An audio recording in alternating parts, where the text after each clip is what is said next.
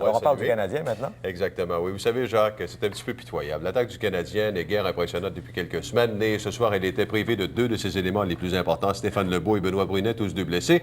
Ed Ronan et Gilbert Dion ont donc pu revenir dans la formation, mais l'équipe a encore démontré peu d'imagination, avec comme résultat qu'elle a encaissé une défaite de 5-1 contre les Islanders de New York dans un match présenté à Hamilton. Frédéric Chabot était le gardien du Canadien ce soir, et c'était son premier départ de la saison, et pendant qu'il suait à grosses gouttes, Patrick Roy profitait d'un repos bien mérité. Les Islanders ont rapidement ouvert la marque en première période lorsque Pierre Turgeon a battu Chabot après avoir été alimenté par Derek King.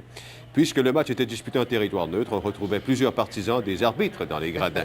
Et en tout début de deuxième, le Canadien a réussi à égaler les chances à la suite d'un beau jeu de passe de Ron Wilson à John Leclerc à Gary Leeman, qui a trompé Ron Extall pour son deuxième but de la saison.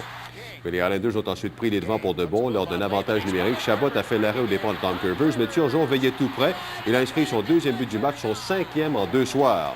Et en troisième, les Islanders ont ajouté 3 buts sans riposte. Keith Acton a tout d'abord marqué son premier dans l'uniforme des Islanders en surprenant Chabot avec un tir bas du côté de la mitaine. Et puis, lors d'un double avantage numérique, donc on joue à 5 contre 3, Pierre Turgeon a repéré Steve Thomas qui s'amenait à toute vitesse vers le filet. Thomas a compté, c'était 4-1.